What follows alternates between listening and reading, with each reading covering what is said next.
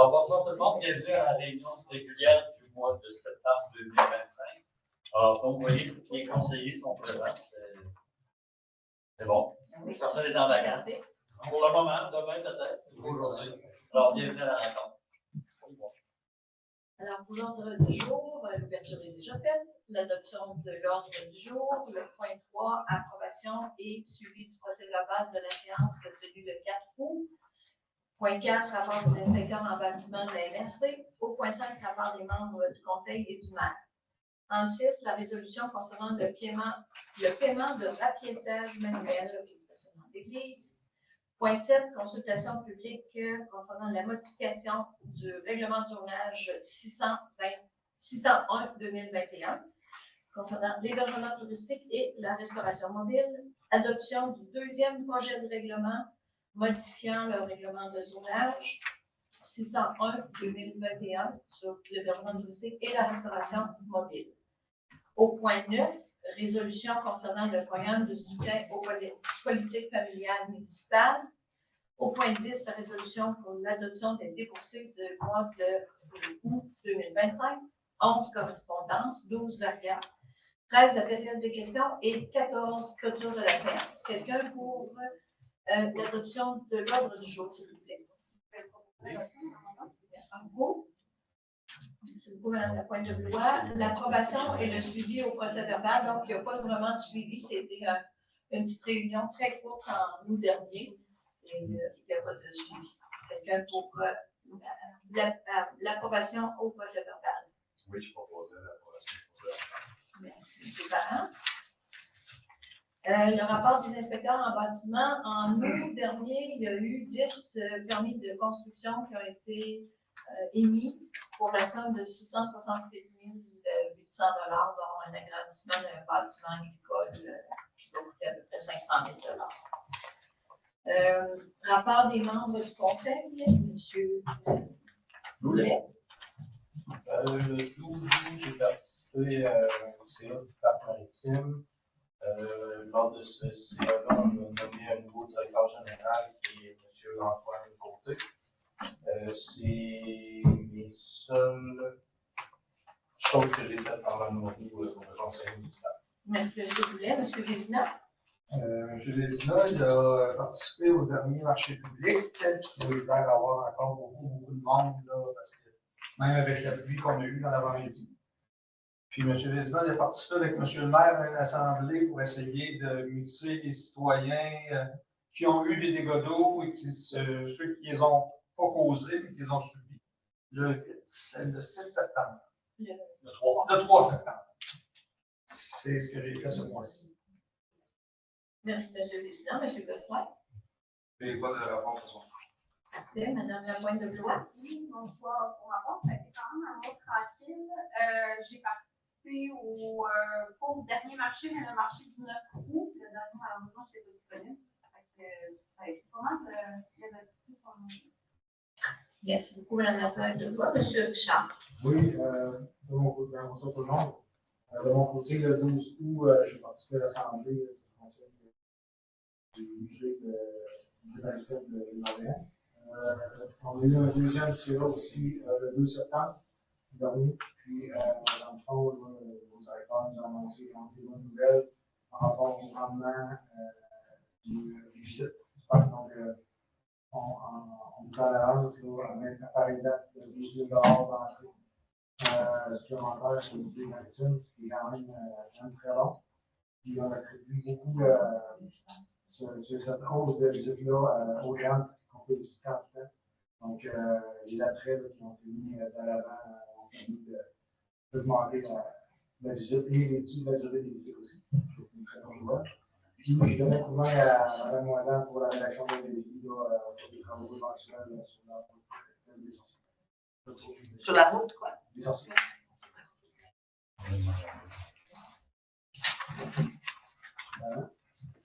Alors, pas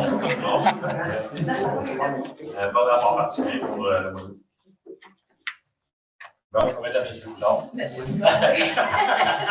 Blanc ne va pas travailler fort pendant le mois d'août, à part la rencontre de la MRC, la rencontre avec quelques personnes qui ont ou subi des dégâts d'eau ou qui pensaient être la cause ou qui étaient concernés par les dégâts d'eau. Puis naturellement, avec M. Vézina et Mme Moison, on avait convoqué les gens qui avaient eu des dégâts d'eau, ainsi que leurs voisins immédiats en amont, parce que l'eau descend. Puis ce qu'on peut conclure de cette rencontre-là, c'est que ça permet à des voisins de se connaître, de se parler, puis d'essayer de trouver une solution commune, parce que dans les débordements d'eau, des gens disaient le problème, c'est les ponceaux en dessous du chemin royal. Et si vous parlez avec les gens du ministère des Transports, ils vont vous dire nous, on a la responsabilité de prendre l'eau qui vient de notre route, puis c'est notre responsabilité. Pour eux, l'eau qui vient en amont, ils ne se sentent pas responsables de tout ça. Alors, il y a eu des échanges qui ont été faits. Il y avait aussi la présence de M. Jacques Boivin, qui est notre personne désignée, mais qui, dans ce cas-là, n'est pas vraiment impliqué encore, mais qui est aussi urbaniste. Et, il a parlé de solutions à faible coût qui pourraient peut-être réduire les problèmes de bouchage de canalisation. Parce qu'on a un des problèmes qu'on a dans le secteur du village, c'est les grilles qui ont été mises par le ministère des Transports, puis aussitôt qu'il arrive des branches, des feuilles, des sablons, puis à un moment donné, l'eau passe par-dessus le chemin royal. Pour ça, j'ai eu la chance de rencontrer un des ingénieurs du ministère des Transports. Il va discuter au niveau de son ministère de quelle façon on pourrait améliorer ces grillages, tout en les mettant sécuritaires pour les jeunes, pour qui rentrent dans les ponceaux sous le chemin royal. C'est un dossier qu'on essaie de faire un peu en communauté, autant avec les gens qui sont au sud du chemin royal, qui, eux, doivent recevoir l'eau. Et certains ont mis des canalisations privées. Donc, s'il y a des nouveaux ponceaux qui seront au niveau du ministère des Transports, on vient de créer une obligation face aux gens qui sont du côté sud du chemin royal. Donc, ça va être des rencontres qui vont se faire un peu plus locales entre les producteurs agricoles, les citoyens en bas de la falaise. Puis le ministère des Transports, par exemple, on ne peut pas compter s'il fasse des travaux rapidement. Il y a des endroits qu'on a des certitudes qu'on peut faire des réclamations, mais d'autres, c'est plus de sensibiliser les gens parce qu'on va avoir des pluies diluviennes qui sont de plus en plus fréquentes grâce à cause des changements climatiques. Donc, on va essayer de trouver des façons pour éviter ce débordement-là puis de créer des problèmes à futur. Sinon, c'est ça. Puis peut-être une visite aussi au terrain de jeu avec le responsable, M. Nadeau, ainsi que les ingénieurs responsables. Mais pour les terrains de jeu, aujourd'hui, ils ont coulé la surface de béton pour les jeux d'eau. L'asphaltage de la patinoire est fait, mais il faut attendre 28 jours et plus pour mettre la couche d'acrylique. Donc, c'est un dossier qui avance qui devrait être terminé pour l'automne. Le cabanon devait être en construction, mais là, je pense que cette semaine, il y a encore même de matériaux, je ne sais pas trop quoi. Mais disons que ça avance quand même bien, sans trop de frais supplémentaires ou de grandes surprises.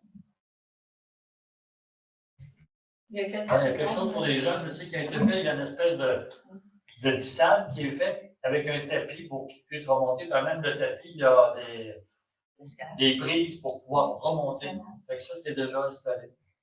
Les jeux qu'on a achetés pour les 0-15 ans sont installés, mais il reste à mettre la protection sur le sol. C'est aussi j'ai dit. Si on peut les occuper de même. Pardon? Si on peut les occuper de même, les 15 ans. 0-5 ans. Parce qu'ils sont déjà installés.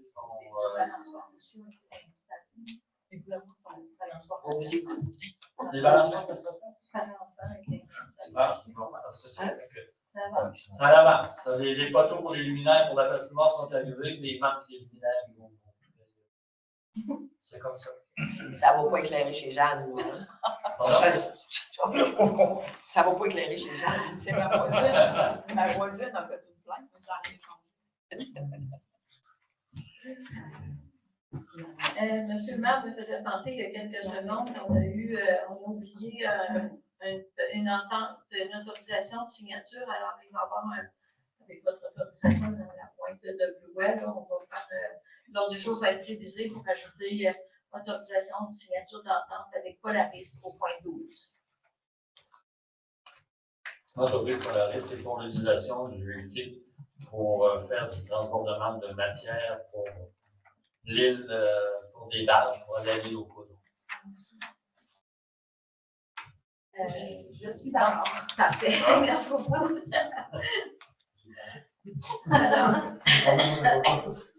on serait rendu au point 6, M. le maire, pour le paiement du rapiessage manuel du stationnement de l'église. On a eu une demande de la fabrique pour une contribution de 50% pour refaire la surface d'environ 30 endroits de stationnement de l'église. La facture est environ de 6 815 $. On partagerait 50-50 avec la fabrique. À moins qu'il n'y avait pas bouché et tout. Alors, quelqu'un pour proposer le rapiessage, le partage de 50% avec la fabrique. Je propose. Merci, M. le chef.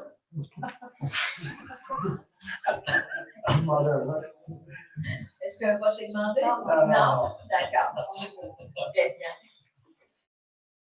Ça fait partie de la démocratie de demander un vote.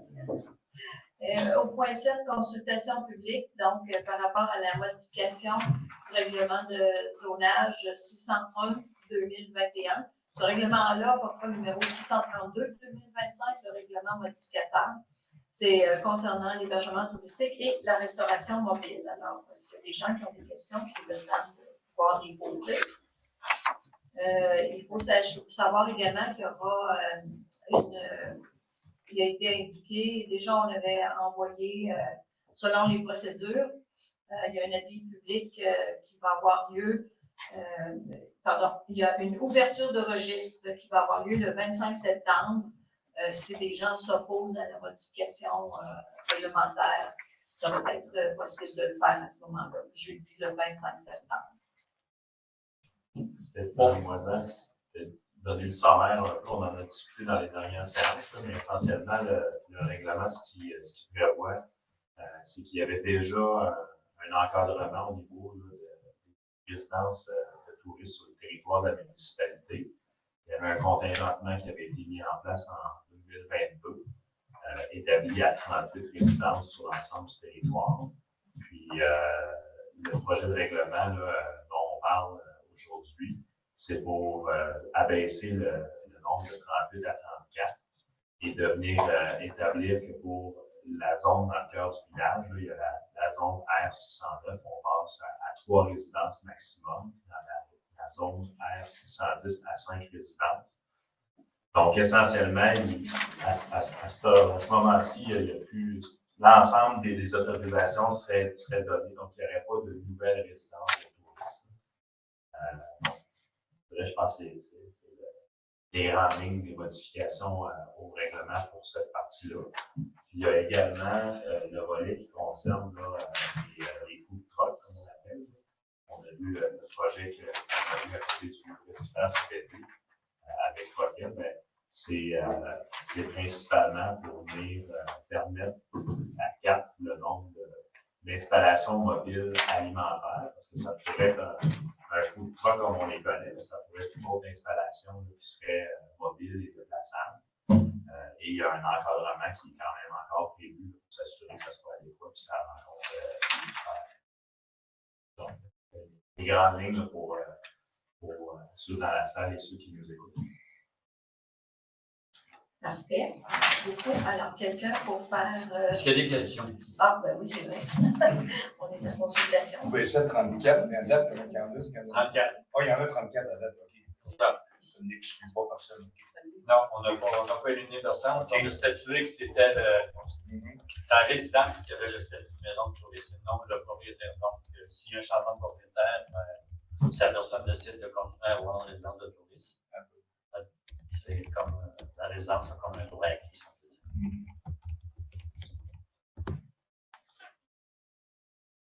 Oui. Je ne suis pas citoyen, mais je peux poser une question. Allez-y. Okay, merci. En même temps que ça ne tire pas trop tôt notre séance de conseil. Dans l'article 8, c'est un maximum de 4 restaurations mobiles. C'était quoi avant? 2. L'idée était surtout de changer la dénomination des camions.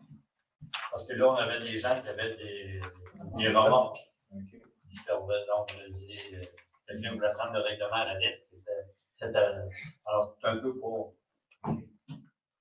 adapter. Voilà, monsieur. C'est l'avantage d'avoir un avocat avec nous. Ça fait Alors, Mme Moisan, on continue? On continue, parfait.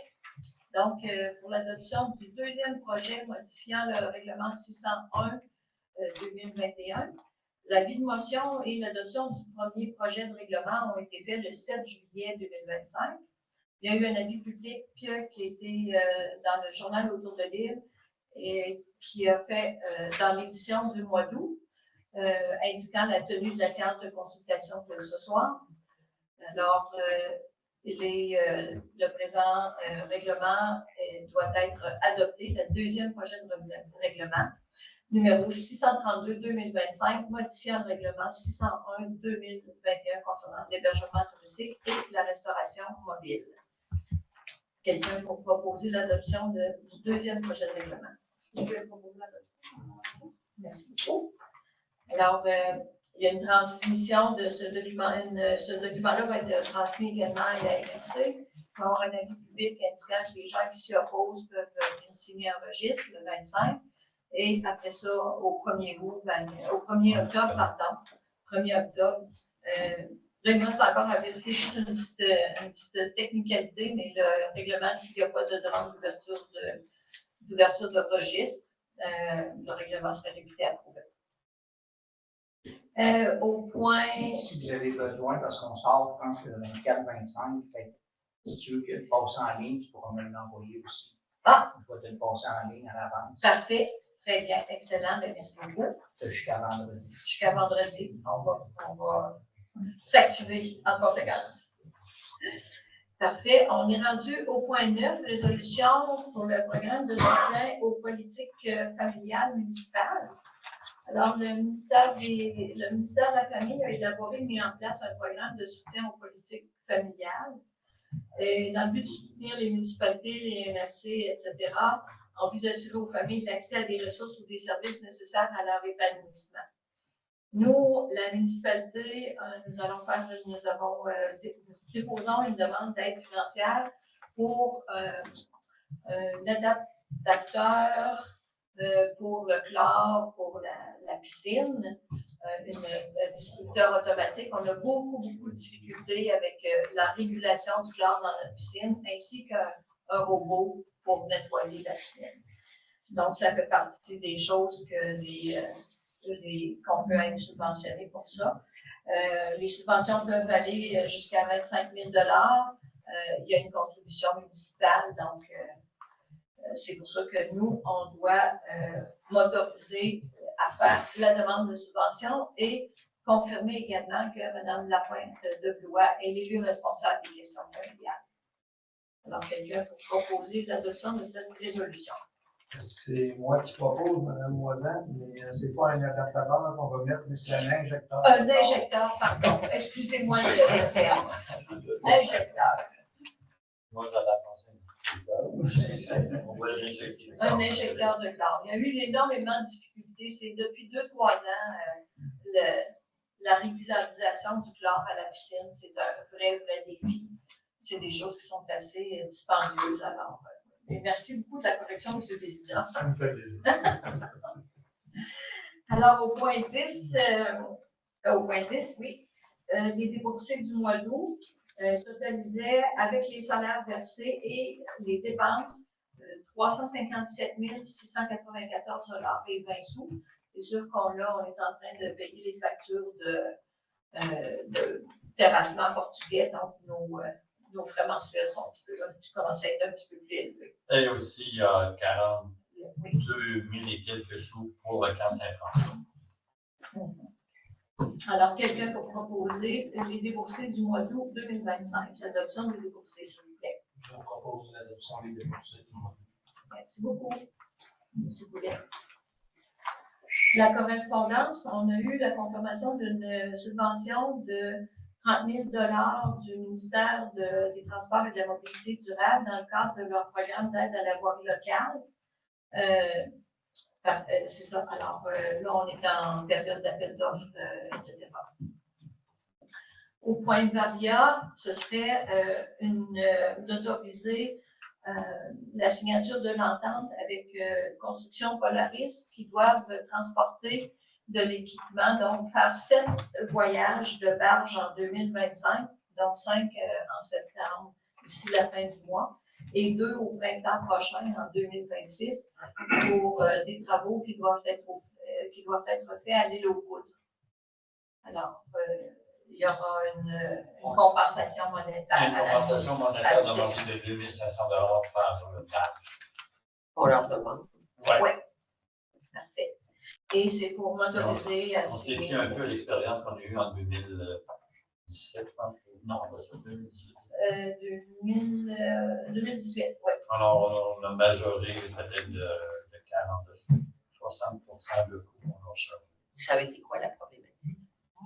Il n'y en a pas eu de problématique. Au début, on a eu un petit peu l'éviter que les camions passent par le stationnement de la fabrique, mais l'entente est vraiment spécifique de respecter les horaires des autobus scolaires, de ne pas faire de recul sur le chemin du quai, de tourner l'autre bout, d'avoir toujours un signaleur. Puis quand j'ai parlé avec quelques gens des environs, ils ont dit que ça n'a pas été trop dérangeant pour la population cette année. Mais on a le droit d'exiger un montant pour ça. Oui, on a le droit, oui, c'est sûr. Mais on avait exigé un montant dans cette année-là, et là, on exige un montant. On a par barre, on a basé un peu sur l'expérience. On a un beau surplus qui sont faits avec ça. On va bien partir du stationnement pour réparer le stationnement de l'église. Alors, M. Bézina a fait une proposition d'augmenter le salaire des municipaux. Il va falloir qu'il se fasse élire avant. Il va falloir qu'il se fasse élire avant. Oui, mais il nous reste assez de temps, là, il nous reste une assemblée. Ah, OK.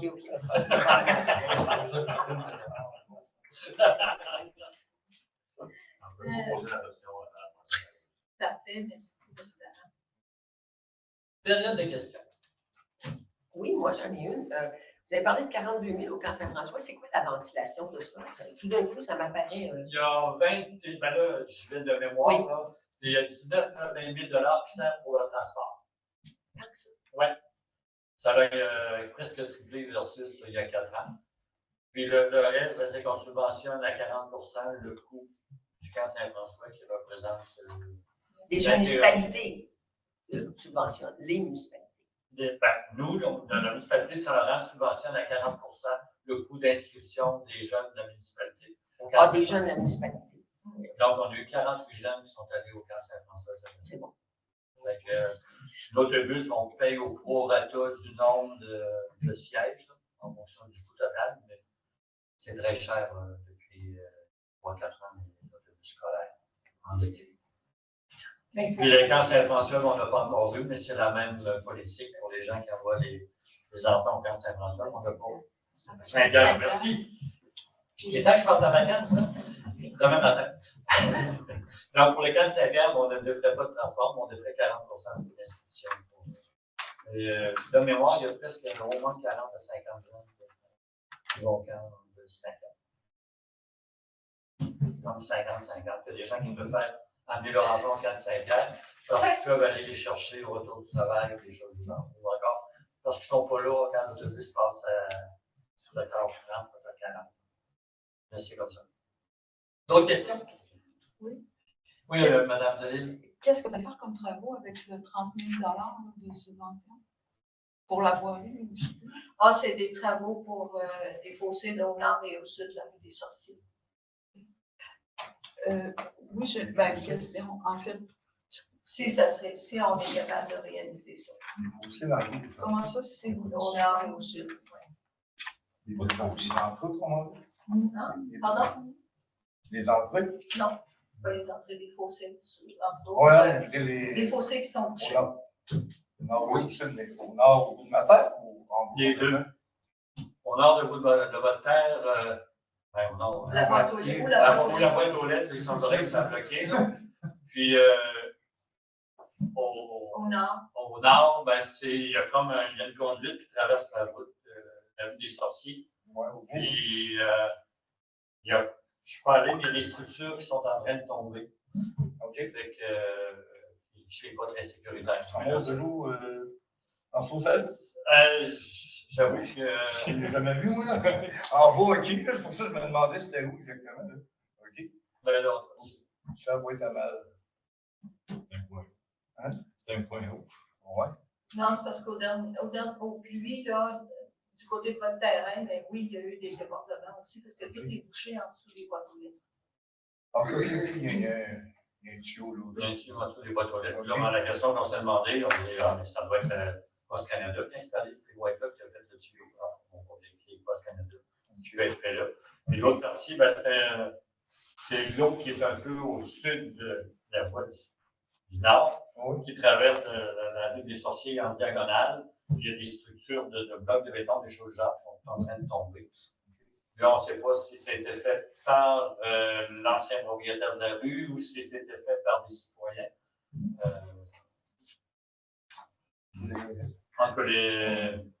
Nos responsables des infrastructures vont aller visiter ça avec les contremaîtres. On va voir ce qu'on fait avec cette problématique. Et comme le ministère des Transports a des programmes d'aide à la voirie locale, puis vous savez qu'on a quelques rues seulement qui sont municipalisées, la rue des Prêtres, le chemin du Quai, le chemin de la Chèvrerie, puis la rue des Sorciers. Fait qu'on est capable, quelquefois, de demander des subventions. Pour la route des Prêtres, ben là, il y a comme une entente, on appelle à plusieurs municipalités pour avoir une subvention avec Saint-Pierre pour refaire la route des Prêtres. Donc, la subvention, c'est un peu élevé que 30 000. Pour le 20 000 que notre député nous donne à tous les ans pour entretenir nos rues municipales. D'autres questions? Oui, ben en fait, c'est plus une demande, dans le fond, que j'ai faite quand je suis allée à la municipalité cet après-midi, mais je voulais aussi que le conseil soit au courant. Il y a un gîte dans le village qui est maintenant une auberge, c'est correct, mais ça m'amène juste à la question que j'ai posée. Ça fait quand même au moins 4 auberges. Hein. C'est quoi les usages complémentaires, je pense que c'est comme ça que vous appelez ça, qui peuvent être autorisés pour des auberges? Ben, en fait, j'ai posé la question en lien avec ce qui s'est passé pour le motel. Je me demandais si c'était la même chose pour des auberges. Est-ce que des usages complémentaires sont les mêmes ou pas? La question a été référée à nos inspecteurs là, qui sont. Ben, je voulais juste que le conseil soit aussi au courant de la problématique parce que ça peut devenir problématique. On va vérifier le tout. Ça veut dire que la réponse devrait être.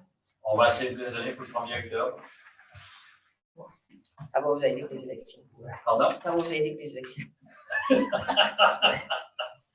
En parlant d'élections, avant de fermer la rencontre, seulement à titre informatif, au niveau du calendrier de la période électorale, donc le début de la période pour recevoir des déclarations de candidature à la municipalité, ça va être le vendredi 19 septembre et ça se termine le mercredi 3 octobre. Un mercredi. Pardon, le vendredi 3 octobre. Donc, ça donne vraiment 2 semaines francs pour les gens qui vont vouloir faire une déclaration de candidature. Et je rappelle que les élections vont être le 2 novembre prochain avec vote par anticipation la fin de semaine du 26 octobre. Donc, c'est ça. J'ai pas une question, j'ai une invitation. Une invitation à notre dernier marché public du 20 septembre. Et fête de la citrouille qu'on n'a pas annoncé, là, mais qu'on va annoncer. Mais si on envoie 48 enfants à Saint-François, je me dis qu'on va peut-être avoir du monde. Là. Il y a la fête de la citrouille en même temps cette année. On essaie cette chose-là. On va avoir besoin de beaucoup de monde le matin pour l'installation, l'organisation. Vous êtes les bienvenus à partir de 7h30 jusqu'à 10h. On va avoir besoin de beaucoup de monde. C'est ça, hein? Non, Jeanne est une bénévole. Qui a de la boue dans le toupette le matin, puis André vient aussi. Là, mais ce matin-là, on aurait besoin de monde. Ça vaudrait la peine de venir voir dans le journée. Ça peut être le fun. Il y a des ateliers de bricolage pour enfants, il y a des jeux pour les enfants qui s'y trouvent, il y a beaucoup de choses À l'intérieur. À l'extérieur. C'est peu. Ben, on va faire comme ça l'autre samedi, on va passer à travers. On a tellement de kiosques. On a tellement de kiosques. C'est le 20 septembre. L'enfant, Samedi, le 20 septembre. avoir une citrouille gratuite peut être arrangée pour les colis. Bon. Mais je vous dis tout de suite, je ne pourrais pas être là parce que j'ai des dates cette journée-là. Ça part dans la Tu peux y tourner ici. Ben, 7h30. Non, j'ai un peu choisi. 7h30 de salle. 7h30 de salle, c'est pas grave, les gosses. Tu mérites une chance plus pas l'heure maintenant. Alors, quelqu'un vous proposer la clôture de la rencontre d'aujourd'hui, s'il vous plaît? Merci beaucoup, M. le Président. Alors, on va vous dire bonne journée de la citrouille. Puis on se revoit le 1er octobre.